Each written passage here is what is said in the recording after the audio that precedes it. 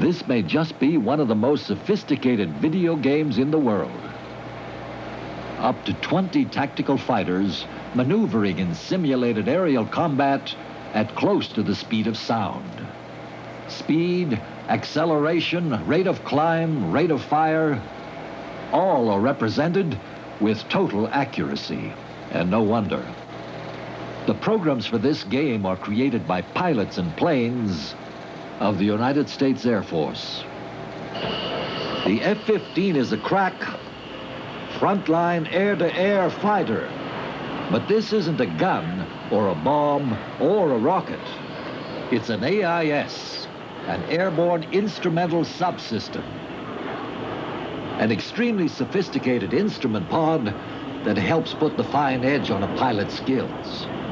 Because it's plugged into the plane's electronic systems, it's able to record every detail of plane and pilot performance, including targeting and firing. Of course, in mock combat, the guns don't actually fire. If they did, we'd soon be without an air force. Everything that happens in the air is transmitted to computers on the ground.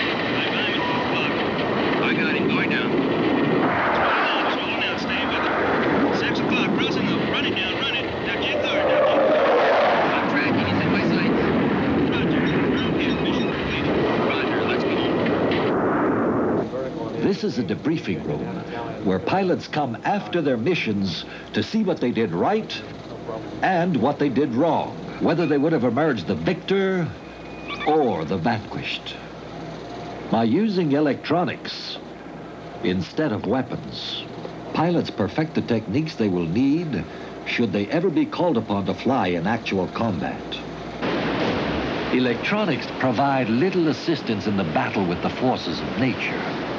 To learn how to survive treacherous surf like this, sailors of the U.S. Coast Guard volunteer to undergo 3 weeks of rigorous physical training.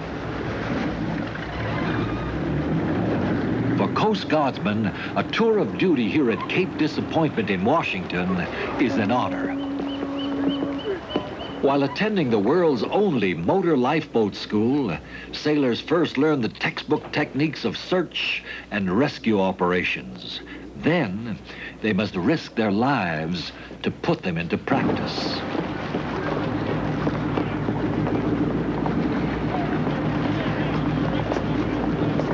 The weather at Cape Disappointment is perfect for training. It is almost always bad. As a protective measure, sailors must attach themselves to safety lines.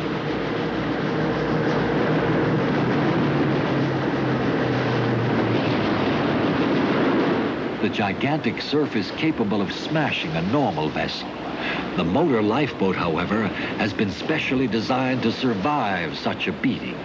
Even if it is flipped upside down, it will turn itself over and emerge right side up.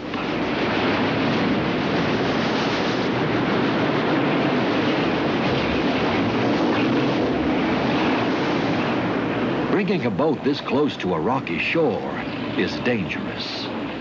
Each man must take his turn at the controls.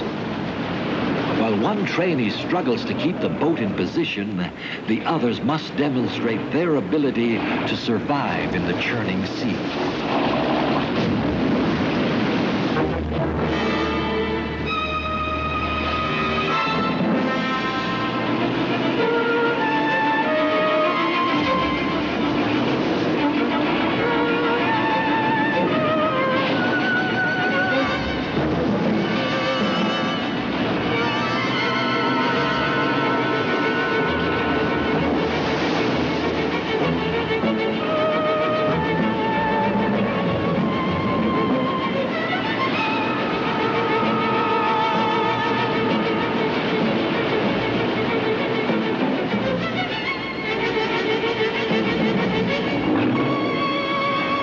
After swimming through the surf, the final exercise of the training mission is the salvage of a beached boat.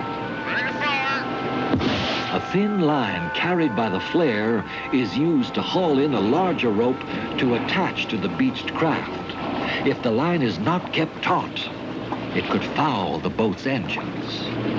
By undergoing such training, Coast Guardsmen continue an honored tradition.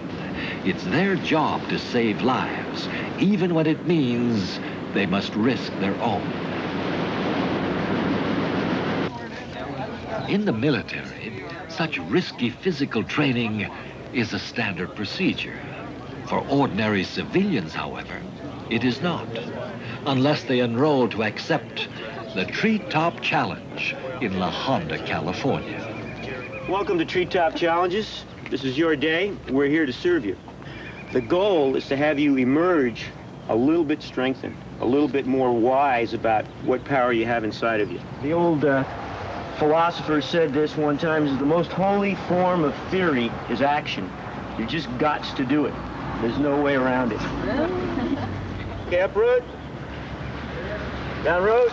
All right, let's cross. The participants pay to be put through the training program. They come to gain self-confidence by overcoming the natural fear of heights.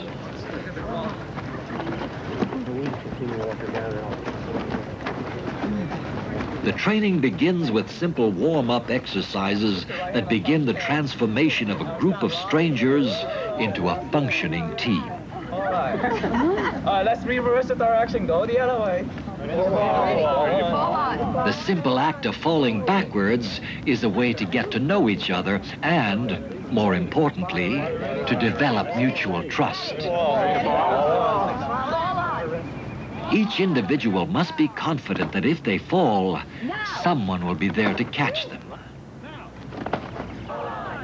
Now. Oh, what a command. All right, come on now, slowly, Tim. Protective helmets are mandatory as the next phase of the training gets underway. Despite the reassurance provided by a harness connected to a safety cable, climbing a tree can be a precarious procedure. One move up. Beautiful. Yeah, I do that every week. The climb is only the first part of the exercise. Part 2 requires the courage to leap toward a ring suspended 40 feet above the ground. Break your eyes and leap for that. Like that, Bob. Spread your You legs. get it. You get it. You're tall enough. You grab it. Spread your legs, Bob. I got you.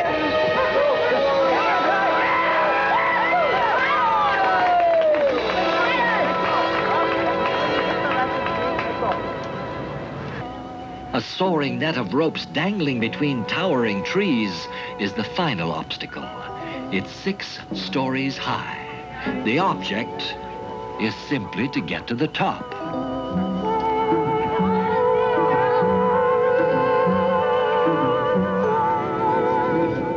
Trainees learn 2 things. They find out that they are physically capable of meeting the challenge, and they also discover that self-confidence is the companion of courage.